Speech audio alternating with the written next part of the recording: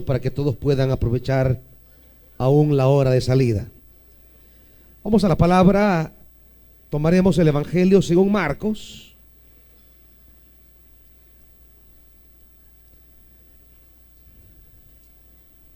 Capítulo 11, ayer estudiamos la entrada triunfal de Jesús en Jerusalén, Domingo de Ramos.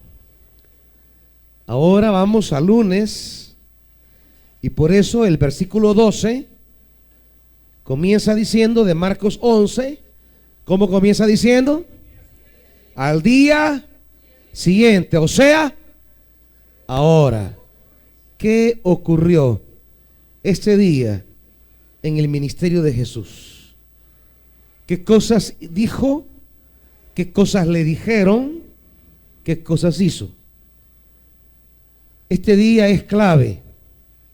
Es clave para el desenlace del día viernes. Porque este día Jesucristo va a atacar en Jerusalén, va a atacar una cosa que duele atacar. ¿Sabe qué atacó el Señor? La religión. El primero que atacó la religión no fue Marx, no fue Hegel, no han sido los comunistas. El primero que atacó la religión fue Jesús. Veámoslo. Versículo 12. Al día siguiente, cuando salían de Betania, tuvo hambre. Viendo a lo lejos una higuera que tenía hojas, fue a ver si hallaba algún fruto. Cuando llegó a ella, solo encontró hojas, porque no era tiempo de higos. Nadie vuelva jamás a comer fruto de ti, le dijo a la higuera. Y lo oyeron sus discípulos. Llegaron pues a Jerusalén, entró en el templo y comenzó a echar de allí a los que compraban y vendían. Volcó las mesas de los que cambiaban dinero y los puestos de los que vendían palomas. Y no permitía que nadie atravesara el templo llevando mercancías. También enseñaba con estas palabras: ¿no está escrito, mi casa será llamada casa de oración para todas las naciones? Pero ustedes la han convertido en cueva de ladrones. Los jefes de los sacerdotes y los maestros de la ley lo oyeron y comenzaron a buscar la manera de matarlo, pues le temían, ya que toda la gente se maravillaba de sus enseñanzas. Cuando cayó la tarde, salieron de la ciudad. Padre, queremos en esta hora rogar, Señor, tu gracia, tu generosidad, tu bendición. Espíritu Santo, háblanos, enséñanos, guíanos. Padre, háblanos en el glorioso nombre de Cristo Jesús. Amén. Siéntense, hermanitos.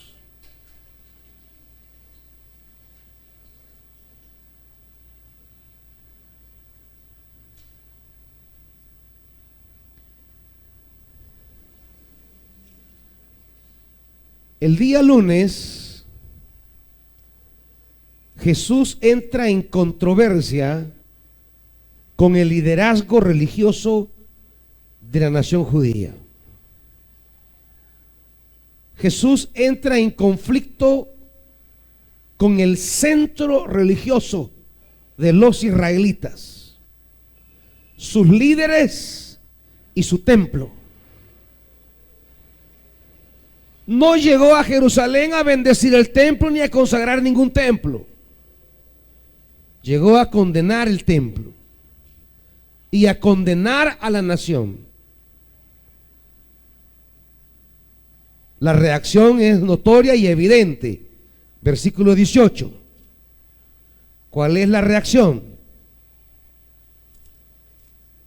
Versículo 18. ¿Cuál es la reacción inmediata hacia Jesús?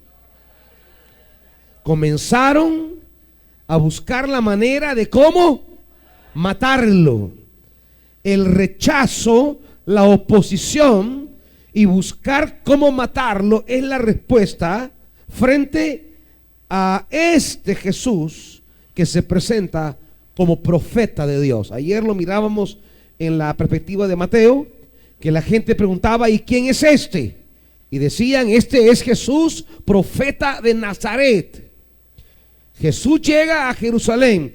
Yo les explicaba el día de ayer dos aspectos importantes. El primero, lo central, que es la última semana de la vida de Jesús para los primeros cristianos. Los evangelios, ya sean los llamados evangelios sinópticos, Mateo, Marcos, Lucas, o el evangelio que está solo, que es Juan, se llaman evangelios sinópticos, Mateo, Marcos y Lucas, porque son tres evangelios que tienen similitudes en la manera en que narran los eventos. Aunque tienen disparidades, pero usted puede ponerlos en tres columnas, los tres evangelios, y usted puede ver todas las semejanzas que existen de contenido, de estilo y la manera como trabajan sus relatos. Por eso se le llaman sinópticos. Significa usted los puede ver los tres de una sola vez. Juan, el cuarto evangelio, tiene una estructura diferente. Juan está organizado con una manera distinta. Él se organiza a partir de las señales, las famosas 7 señales. El tema de las señales es fundamental para Juan. Él tiene otro orden y son bien distintos. Pero decíamos el día de ayer que ya sea en una perspectiva o en otra, una cosa es cierta para todos los evangelios: la última semana es la que cobra atención en los escritores sagrados. Les interesa la última semana, tanto que dedican casi el 50% de su contenido, algunos de ellos, para hablar de la última semana. Jesús tuvo 33 años. De esos 33 años, los evangelistas nos hablan de los últimos 3 años de la vida de Jesús. Y de esos últimos 3 años, los evangelistas se recalcan en la última semana. La mitad de los evangelios habla casi de la última semana, y la otra mitad son episodios escogidos para explicar por qué el desenlace fatal del profeta en la última semana. Por tanto, para los evangelistas es importante entender la última semana de la vida de Jesús, y lo debiera ser para todos aquellos que afirmamos ser discípulos de Jesús. Lastimosamente hoy día, y aquí entraría Jesús, lastimosamente hoy día la religiosidad toma control de la vida de los creyentes. Y hoy las grandes masas evangélicas están como esta nación judía. Más que evangélicos, hoy hay religiosos. Hay mucha religiosidad. Estamos hablando de la última semana de Jesús, pero eso no significa nada en la calidad de espiritualidad que generamos para nuestra vida. Hablamos de la Semana Santa, pero para muchos eso no significa nada en cuanto a sus compromisos con la causa del reino de Dios. Es más, en el lenguaje evangélico hablan más de vacación que de recuerdo de la muerte de Jesús.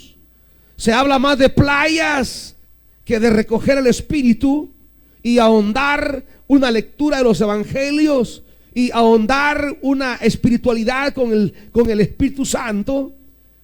Los evangélicos de ahora son culturalmente evangélicos, pero ya no son evangélicos conforme a los evangelios. Son miles de creyentes, como lo decíamos antes nosotros de los católicos. que estaban haciendo penitencia el día viernes y el día sábado hacían desmadres en las playas. Los evangélicos estamos iguales, igualitos. No hay una conciencia de lo que signifique apartar estos días para reflexionar acerca de la memoria de Jesús, celebrar su victoria en la cruz y en el sepulcro vacío y comprometernos con su causa. Jesús no murió de muerte natural, Él tenía una causa por la que murió. No murió accidentalmente. Murió porque lo asesinaron. No murió de viejo, no murió de Zika, no murió de un que se lo llevó el río, no murió de un ventarrón, lo asesinaron. A Él lo condenaron. Y ni siquiera fue una condena justa, fue una pantomima de juicio que le hicieron. Ni siquiera fue juzgado conforme a las bases jurídicas romanas, ni siquiera a las bases de la Torá, cuando alguien tiene que ser condenado a muerte. No hubo un juicio justo. Ni siquiera hubo interés en un proceso legal correcto. Simplemente querían eliminarlo. Era un estorbo. Pero no era un estorbo para el pueblo. Era un estorbo para ciertas personas, para ciertos grupos, para ciertos intereses.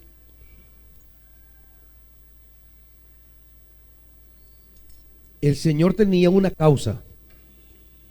Su causa era el reinado de Dios. Él no vino a fundar ninguna religión. Él no ha fundado el cristianismo. Ni siquiera ha fundado la iglesia evangélica. No ha fundado nada de eso.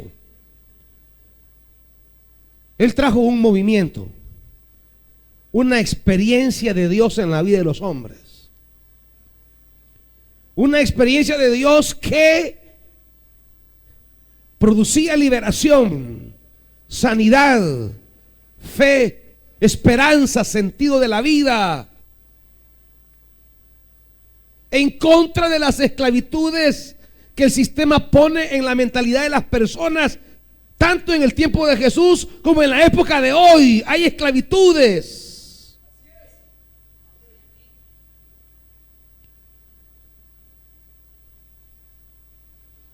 Hoy día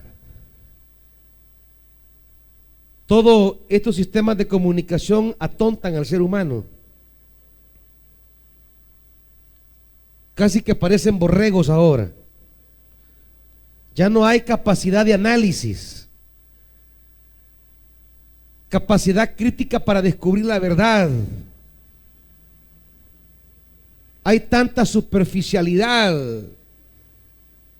Celulares, computadoras, tablets abaratan la conciencia. El valor de la persona humana se va degradando. Imagínense cómo hemos llegado a un nivel de abaratamiento de la vida que a nadie le asusta ya ver un muerto. Hay un muerto y el paletero vendiendo tranquilo, como que nada. Ah, sí, hay un muerto ahí. Pero la gente sigue caminando sin asustarse siquiera ya.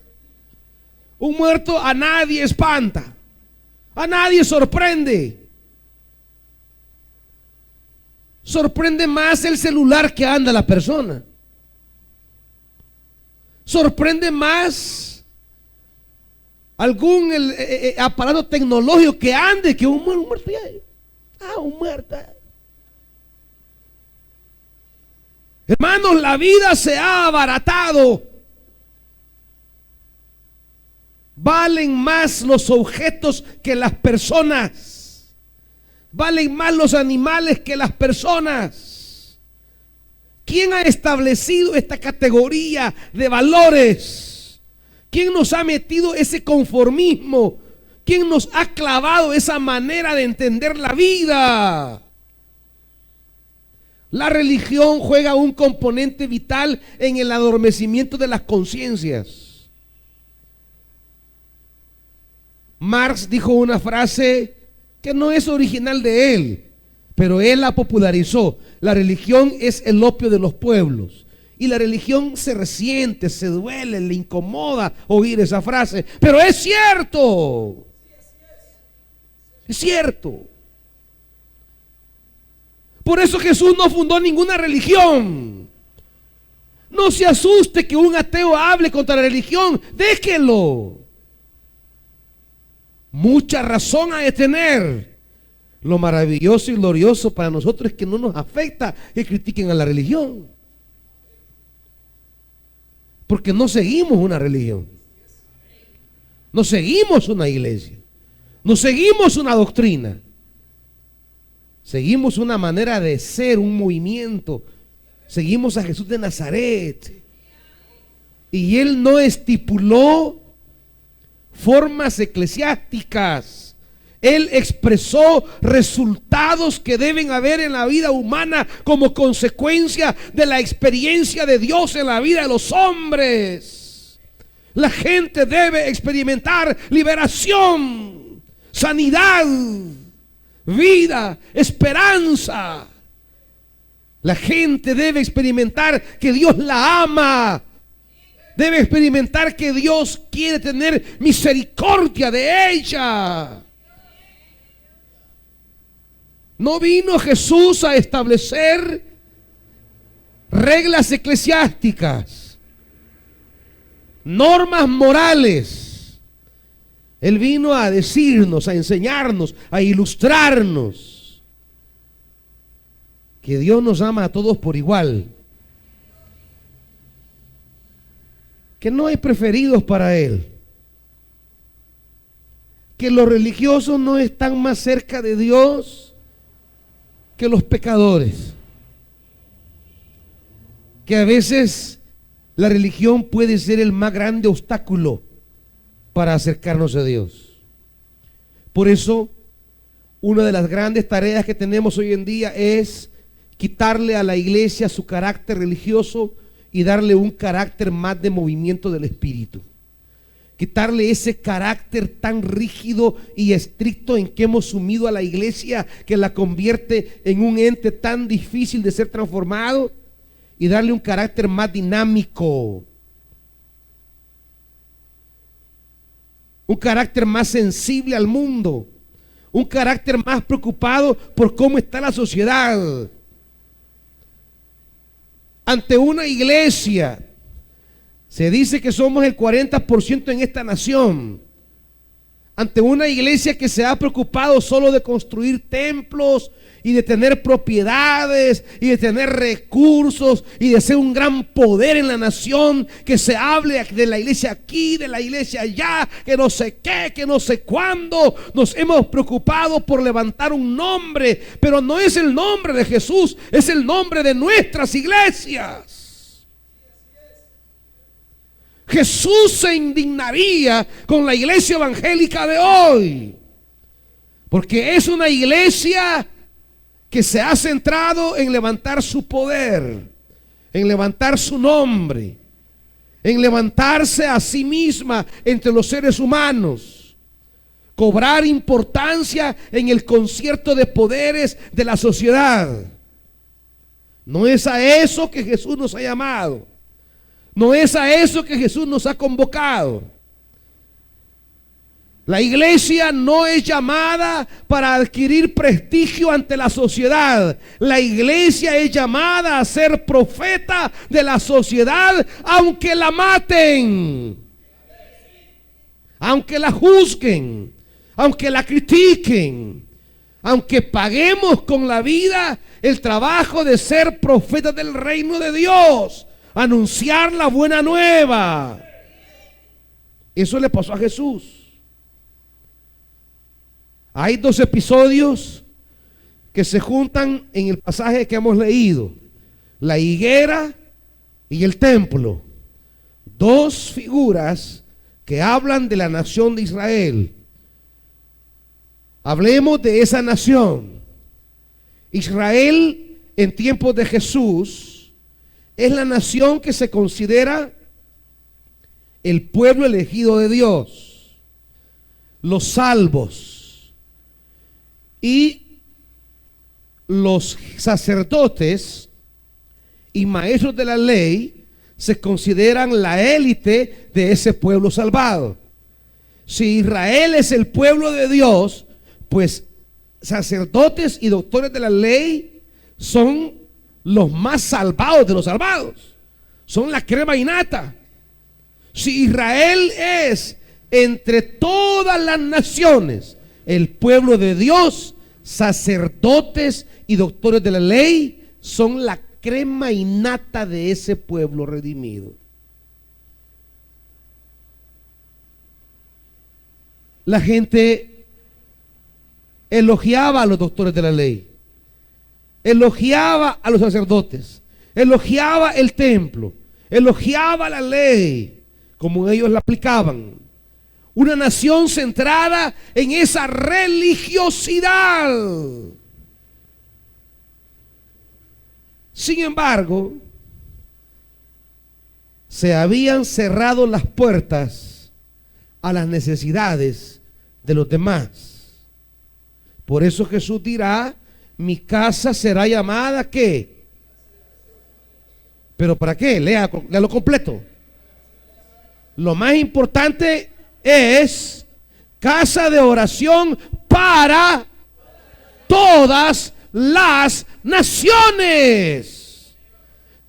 El pacto de Dios con Abraham fue: en ti serán benditas todas las naciones de la tierra. Dios no pierde la perspectiva universal de su llamado redentor.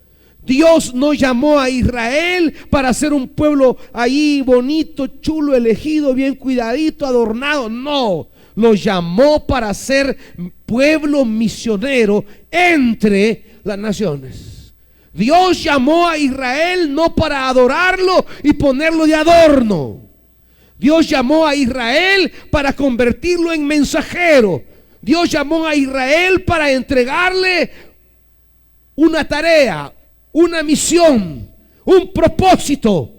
Dios no llamó a Israel para ponerlo como foco de atención, como que fuese estrella. No. Dios llamó a Israel para convertirlo en instrumento de bendición para todas las naciones. La razón del llamado no es nuestra imagen. La razón del llamado es trabajar entre las naciones. La razón del llamado es servir. La razón del llamado es hacer posible que todas las personas entiendan el amor de Dios.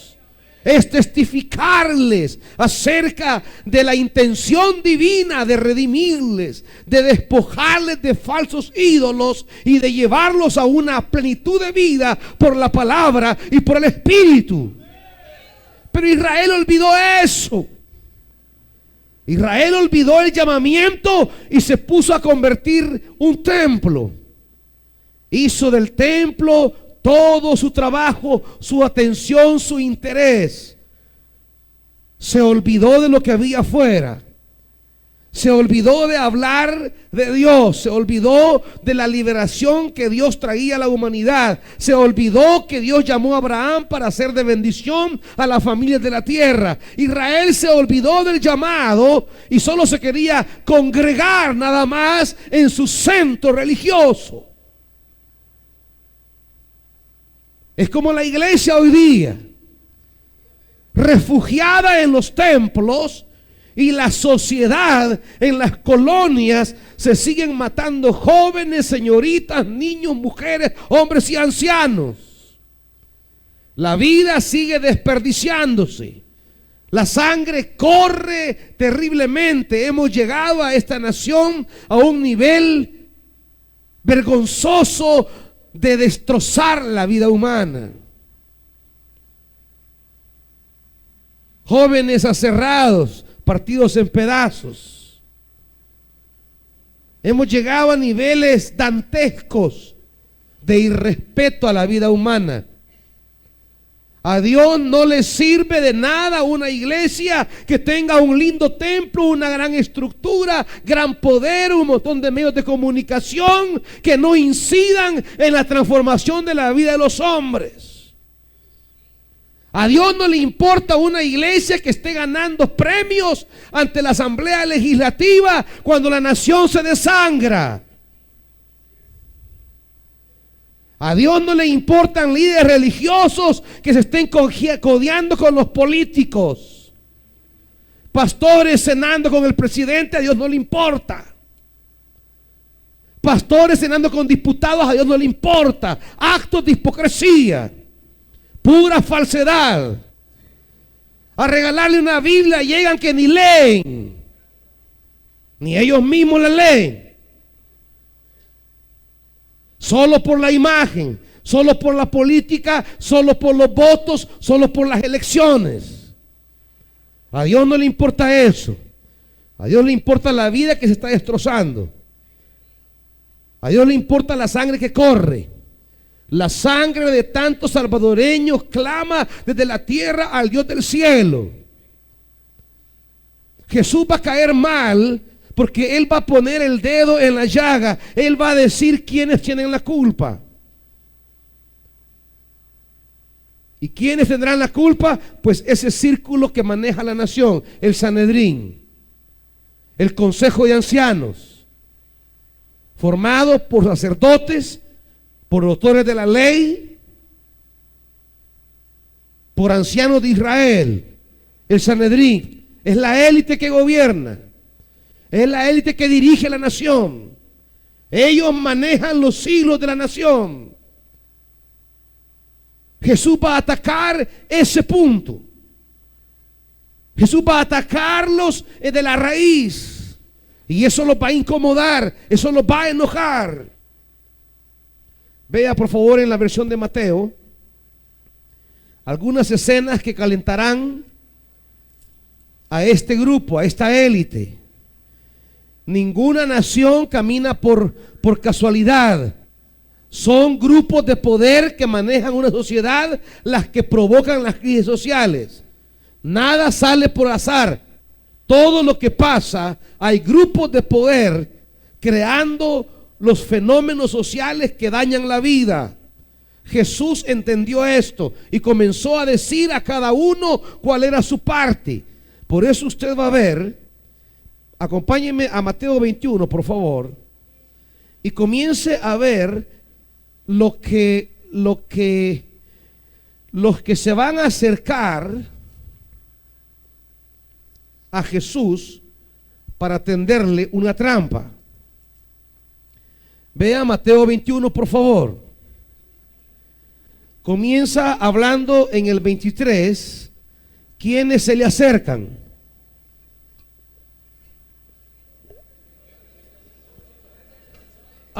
Se le acercaron jefes de los sacerdotes y ancianos del pueblo y llegan cuestionando la autoridad de Jesús. ¿Con qué autoridad haces esto?, lo interrogaron. Es la gente que maneja la nación de Israel, es la gente que maneja Jerusalén, es la gente que maneja Palestina. Aquí están, es la argolla del templo. Ellos dirigen los destinos de la nación. Israel está en caos, no por la voluntad de Dios. Israel está en caos porque lo están gobernando gente que se benefician de ese caos. A esa gente no le interesa la vida humana, le interesa el dinero. El dinero es lo que a los grandes de este mundo les importa. Por eso Jesús va a entrar al templo y va a limpiar a los que compran y venden, porque han convertido el dinero en el verdadero Dios del templo. Era un negocio tremendo que tenían. Imagínese usted que venían los israelitas del mundo entero, los que estaban dispersos en el mundo, y traían sus diezmos y ofrendas o primicias al Señor.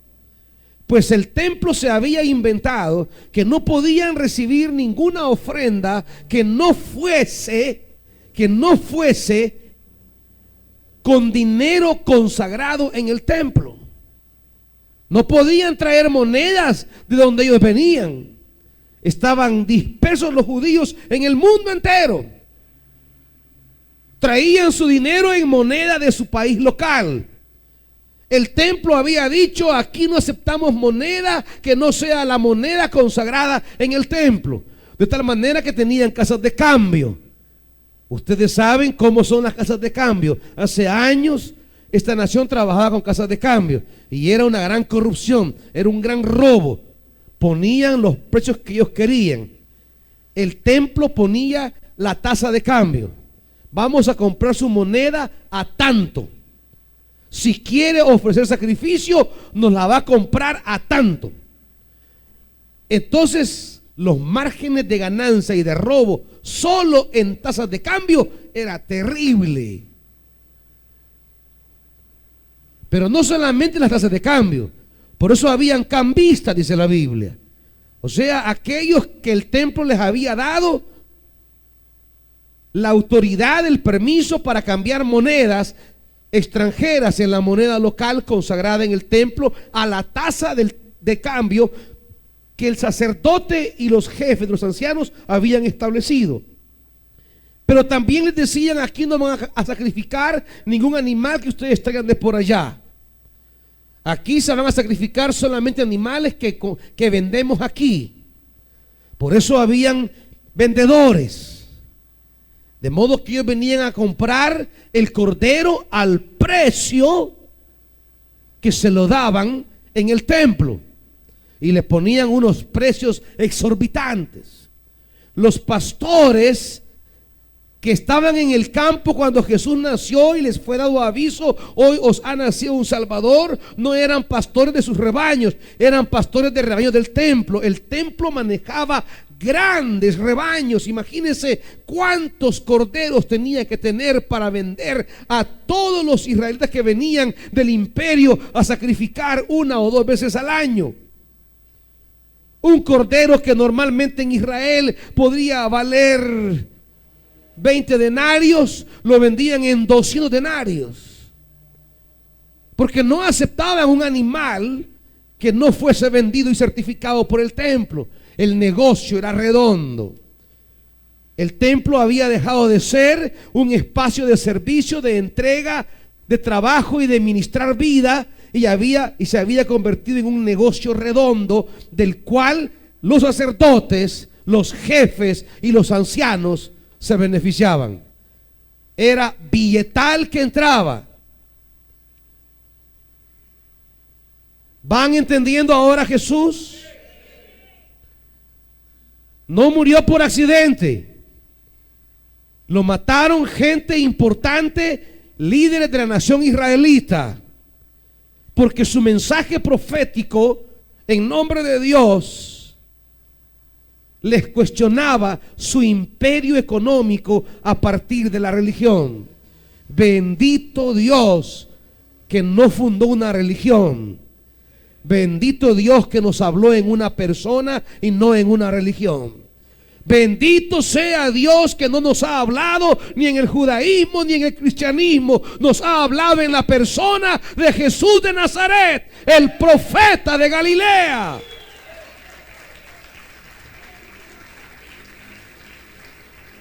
Nuestro destino no está en una religión, está en ese bendito nazareno que sigue caminando, impartiendo vida, ministrando salvación y anhelando una iglesia que deje de vivir para sí misma y se convierta en instrumento de vida.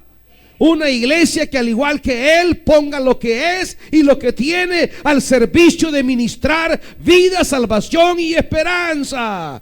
Eso es una verdadera iglesia.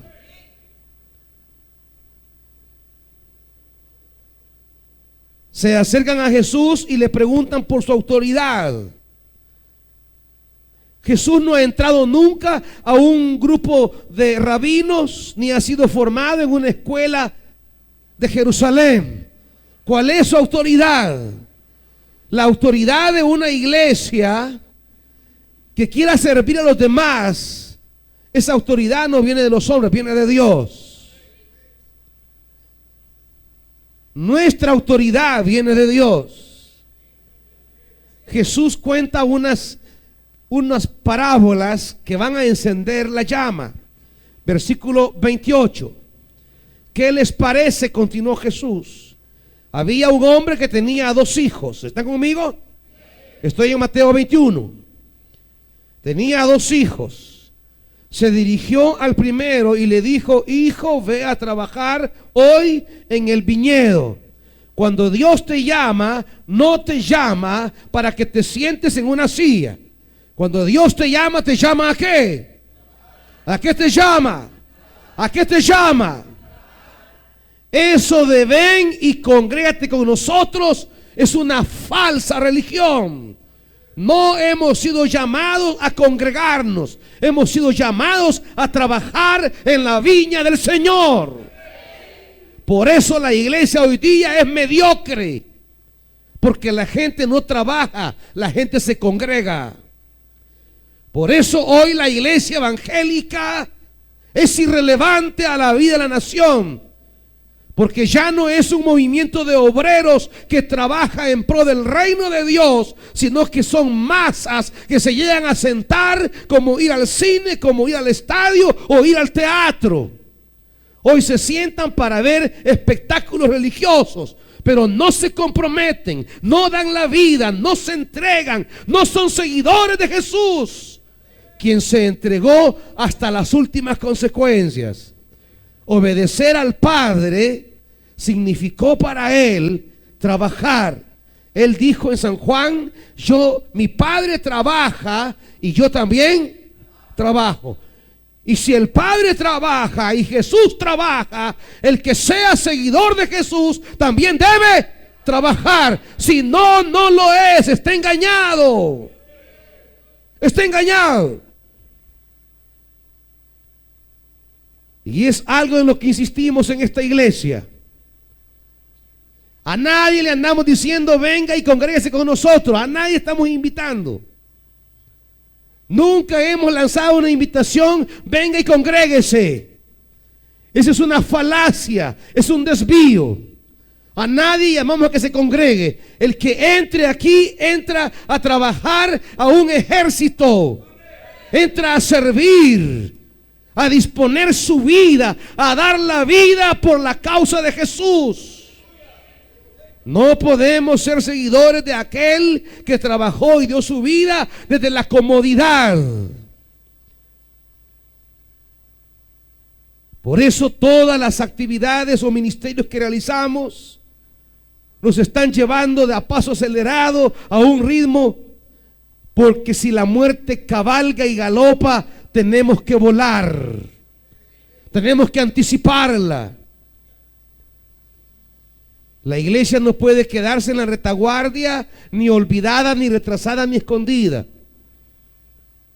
Por eso Jesús toca el templo. El templo es lo primero que toca, porque el templo es el gran problema que tiene la iglesia hoy día. La iglesia, por estar construyendo templos, cuidando templos, embelleciendo templos, se olvida de la vida humana. A Dios no le importa un templo, mientras la vida humana se está desperdiciando. De todas maneras, no nos envió a estar formando tremendas catedrales. Nos envió a invertir en la vida del ser humano. No nos envió a ser propietarios de grandes extensiones. Nos envió a trabajar. Le dijo al primero: hijo, ve a trabajar hoy en el viñedo. Y dijo el hijo, ¿qué dijo? No quiero. Contestó él. Pero después se arrepintió y fue. Luego el padre se dirigió al otro hijo y le pidió lo mismo. Este contestó: sí, Señor, pero no fue. Y Jesús pregunta: ¿cuál de los dos hizo lo que su padre quería? No quién de los dos respondió positivamente al Padre, porque para Jesús la verdad no está en la boca, sino en los actos. No está en el dogma, sino en las acciones. Por eso hoy día la iglesia mucho discute sobre doctrinas.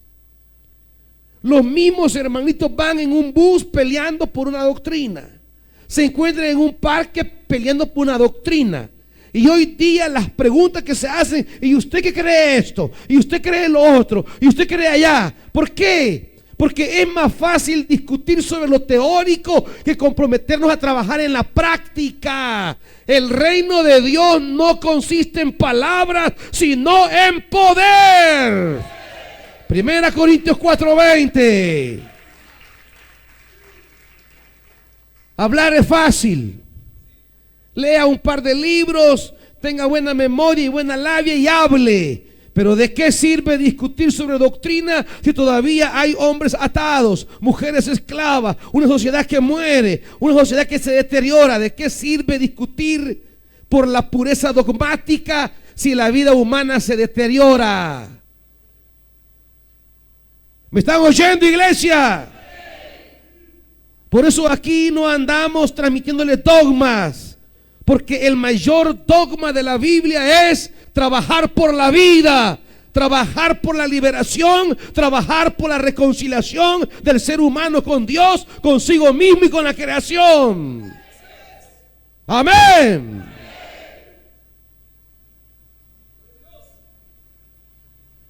Israel está como el segundo hijo. Sí, Señor, sí, Señor, sí, Señor, y no hace nada. Quizá el rebelde tenga más esperanza para Dios que el que dice sí, Señor. Quizá el que dice yo no quiero nada con Dios. Quizá el que se enoja con Dios, el rebelde contra Dios. Quizá de ese espera Dios más que aquellos religiosos que están allí en cada reuniones, ahí sufriendo y haciendo y no hacen nada. Israel es eso. Israel es ese hijo segundo que dice sí, Señor, sí, Señor, sí, Señor, pero a la hora del trabajo no hace nada. Esperamos ser por lo menos como el segundo, quizá un poco rebeldes, pero que al final dobleguemos nuestra cerviz y vayamos a trabajar. Por eso dice Jesús, versículo 31, ¿quién de los dos hizo lo que su padre quería? El primero, contestaron ellos. Y Jesús les dijo, y oiga esto, les aseguro que los recaudadores de impuestos y las prostitutas van delante de ustedes hacia el reino de Dios. Porque Juan fue enviado a ustedes a señalarles el camino de la justicia y no le creyeron. Pero los recaudadores de impuestos y las prostitutas sí les creyeron. ¿Entienden ahora eso? ¿Cómo van a creer que estos líderes van a amar a Jesús? Si les está diciendo ustedes son paja. Aquí están, sí Señor, sí Señor, y desprecian la vida. Tienen un sistema que mata, que engaña, que roba. La vida humana no les importa. Ahí está el hombre tendido junto al camino, pero no se preocupan por la persona. La religión se preocupa por ella misma. Por eso las guerras religiosas son las más terribles. Cada religión cree tener la verdad. La iglesia verdadera es la iglesia que se parece a Jesús, no la iglesia que recita de memoria los grandes concilios. No la iglesia que repite de memoria los grandes credos de la Reforma. La iglesia verdadera es la que sigue el camino del Maestro. Aunque al principio digan no, si al final va, esa es la iglesia de Jesús. Por eso Jesús golpea de frente y vuelve a decir, versículo 33. Escuchen otra parábola. Había un propietario que plantó un viñedo, lo cercó, cavó un lagar y construyó una torre de vigilancia. Luego arrendó el viñedo a unos labradores y se fue de viaje. Cuando se acercó el tiempo de la cosecha, mandó a sus siervos a los labradores para recibir de estos lo que le correspondía. Los labradores agarraron a esos siervos, golpearon a uno, mataron a otro y apedrearon a un tercero. Después les mandó a otros siervos en mayor número que la primera vez y también los maltrataron. Por último les mandó a su propio hijo, pensando: a mi hijo sí lo respetarán.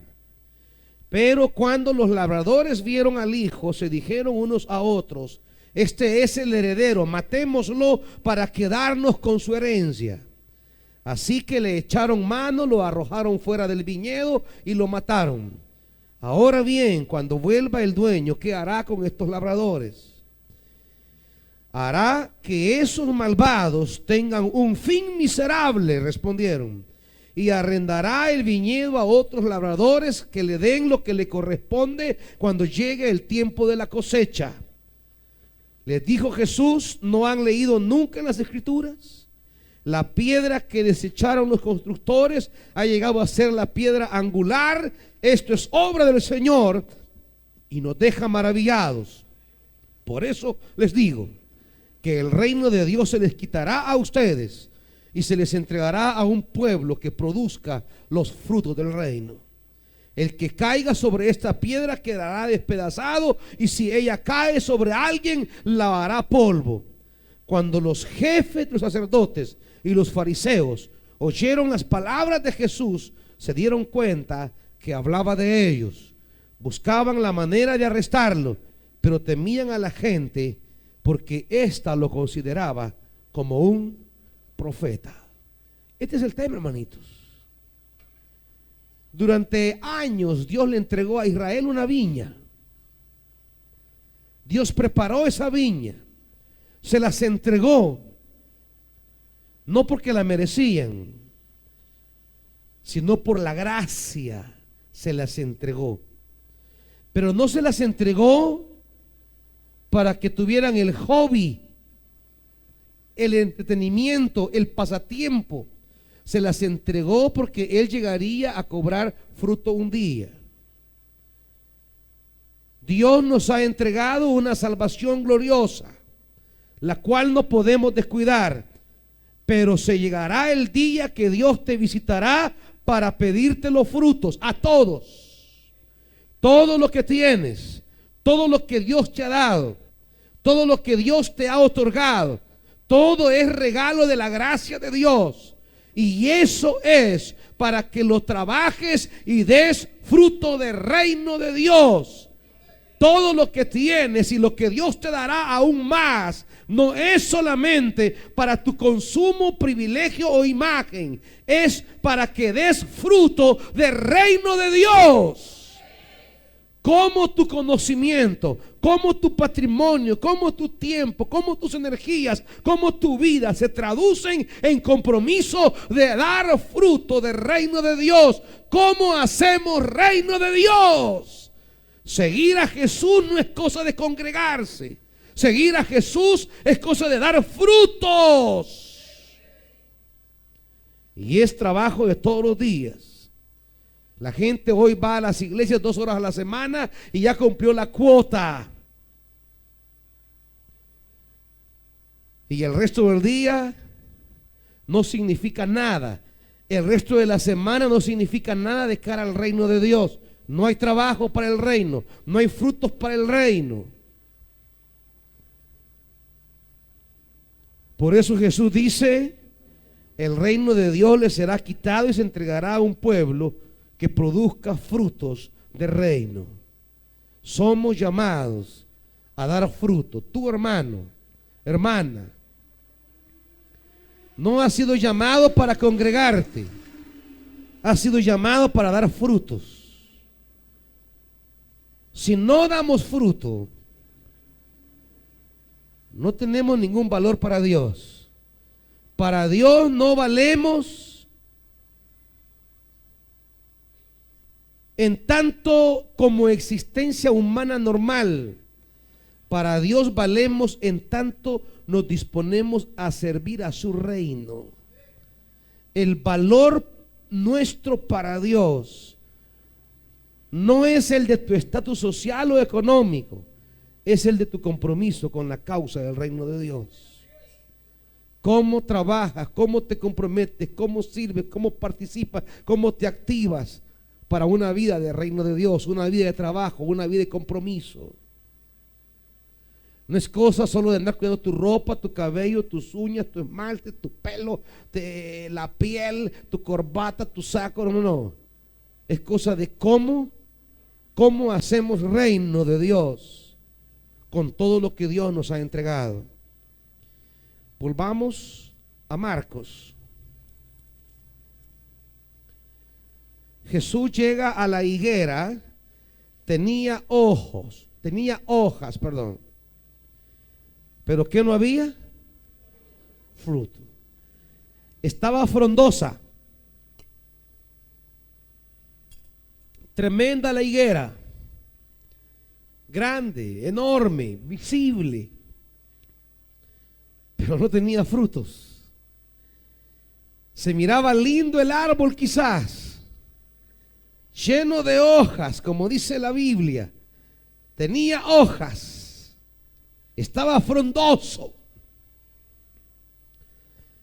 tenía buena imagen, tenía buena apariencia, pero no tenía frutos. Y eso a Dios no le interesa. Hoy día tenemos iglesias de apariencia.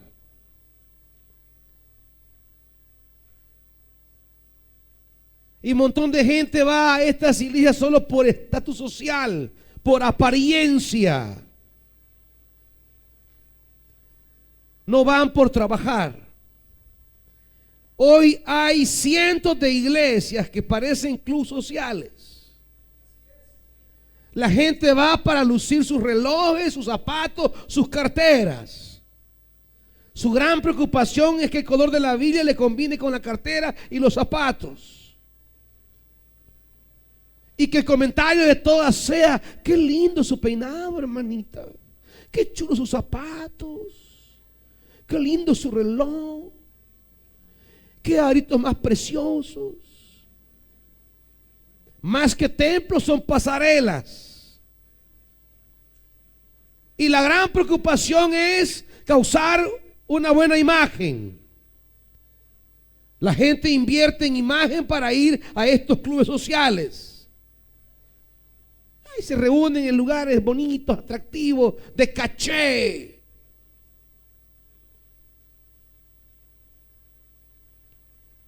Y muchos que se la quieren picar van a estos lugares solo por imagen. Toda la gente llega en sus carrazos y él llega en bus, pero se va para el parqueo del hotel para que diga que viene del parqueo a bajar su carro. Pero ha llegado en bus.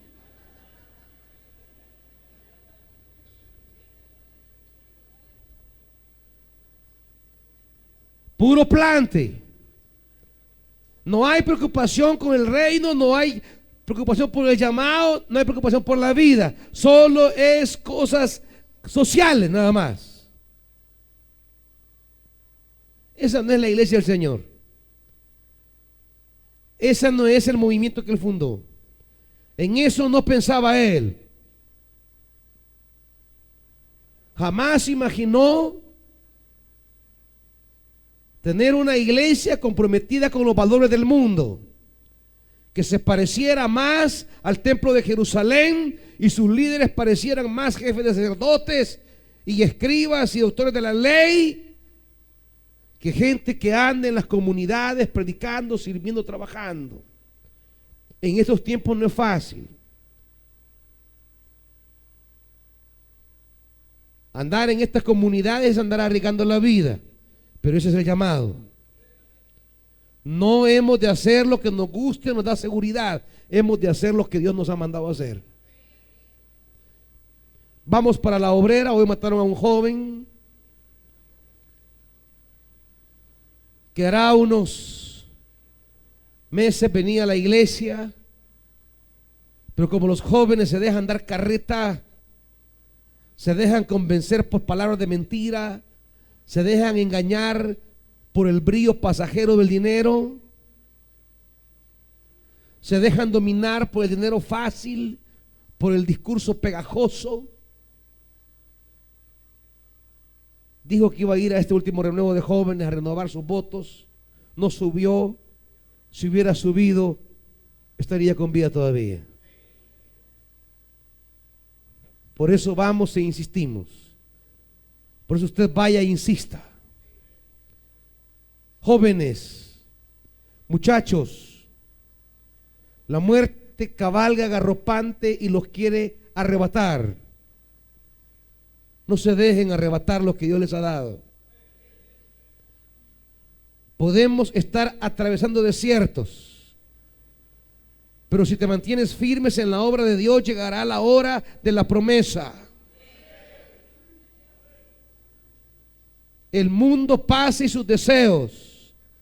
El que hace la voluntad del Padre permanecerá para siempre. Dos jóvenes que venían hace unos meses también murieron la semana pasada en San Jacinto. Se dejan robar la palabra, como dice la parábola del sembrador.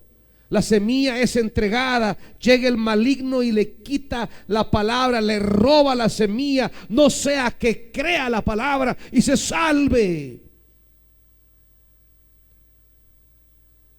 Hay jóvenes que puedan estar luchando contra viento y marea por salir adelante. No se roben la semilla de la palabra. No se dejen robar la semilla de la palabra.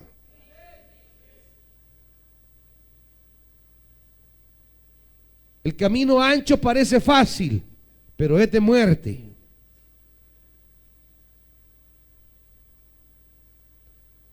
El angosto es más complicado, pero es de vida. Servir, trabajar, hacer reino, dar fruto de reino. Quizás es más batallador, pero traerá vida. Serás instrumento de vida. Vamos para la obrera el próximo lunes a seguirles anunciando que el camino que propone el mundo es de muerte. Que el Dios de la vida quiere que nos acerquemos a Él, que nos unamos a su proyecto de reino. Y esa es la visión, el trabajo y el anhelo. Iglesia, no queremos ser una iglesia llena de hojas, de buena apariencia, de buena imagen, pero sin frutos. Mejor queremos estar pelones sin hojas, pero con frutos.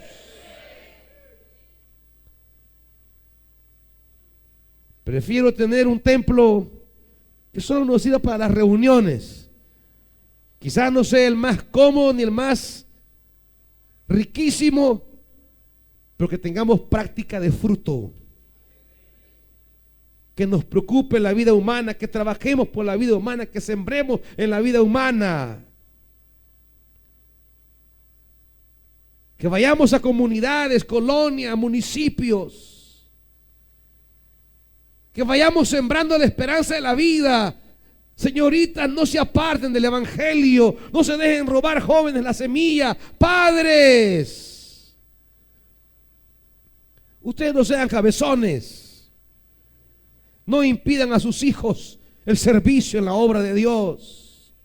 Tanto que rogaba un hijo sirviendo a Dios, tanto que rogaba a su madre que se consagrara, que buscara a Dios, que fuera a la iglesia, y nunca quiso.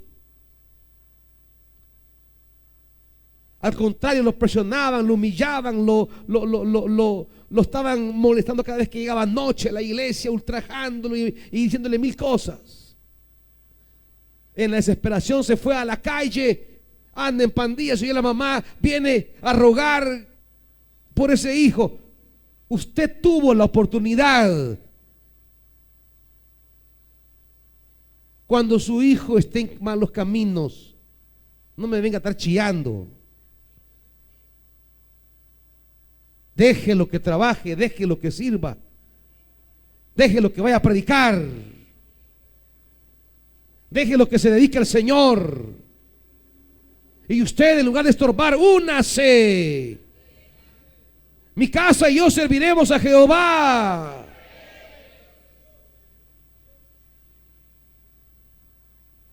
¿De qué sirve llegar y ver como Jesús el gran templo? Qué maravilloso, decían los discípulos. Mira qué piedra, qué edificios. Y Jesús decía: esto no va a quedar piedra sobre piedra.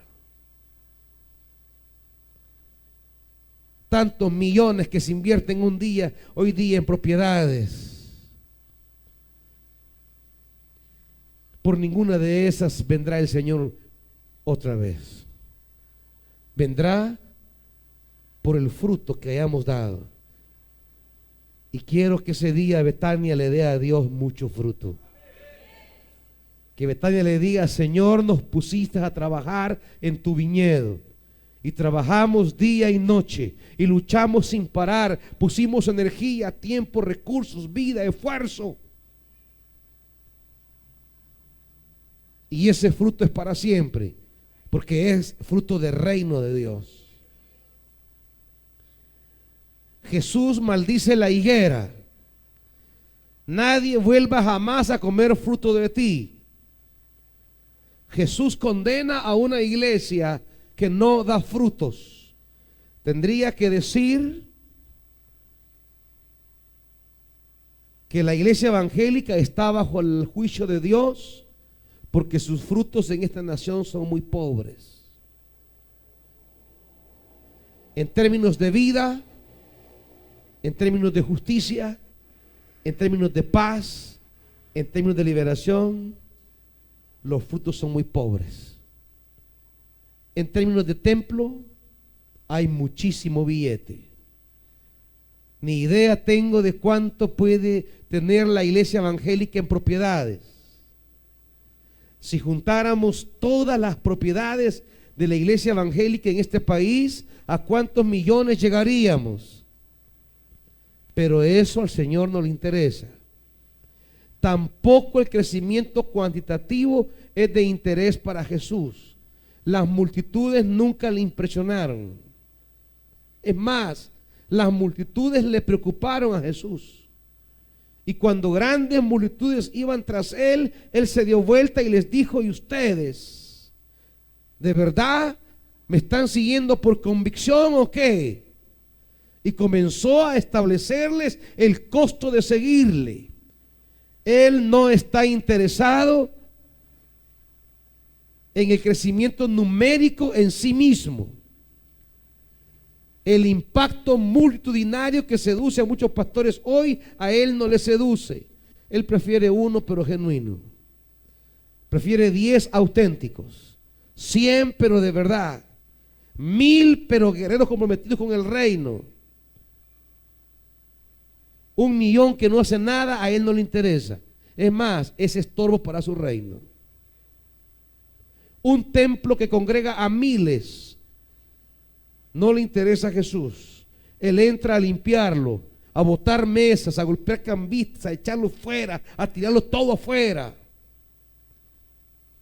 No le interesa a él. Dios no quiere religión, quiere gente que se comprometa a trabajar en su viña. El templo de Jerusalén, sacerdotes, ancianos y escribas, no vivían para el reino de Dios, vivían para el poder religioso. Y la gente que se congregaba llegaba a celebrar una religión, no a comprometerse con la vida.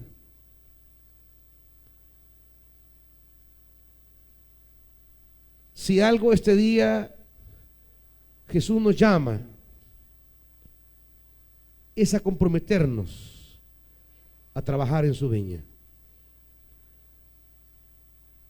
No nos podemos llamar evangélicos ni discípulos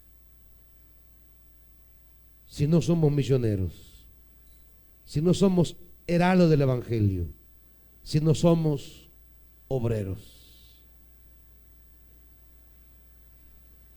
Si usted, hermano, si usted, hermana,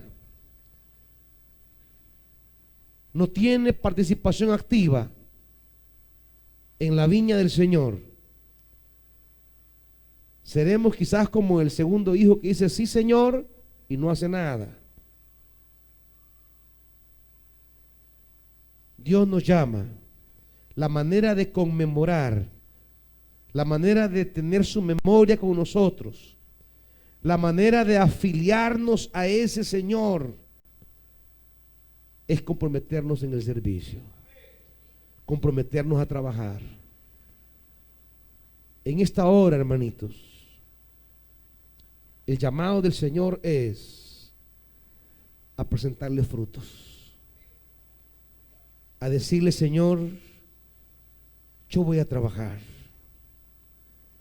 Allí hay conexiones, allá hay chiquicolumnas, allá hay columnas familiares, preparación para renuevos, trabajo en ministerios que sirven en noches de buenas nuevas. Hay tantos ministerios desde los cuales se quiere hacer reino de Dios, alcanzar la vida.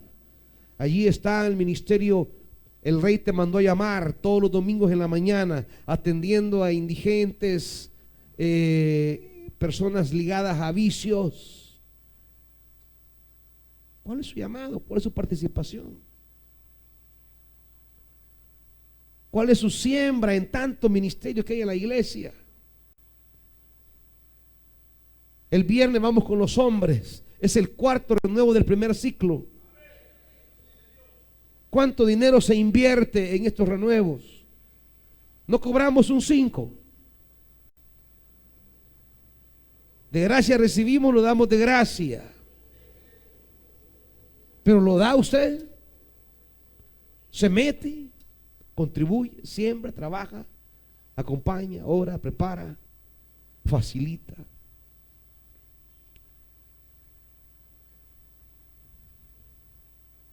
Recordar la última semana de Jesús, este día,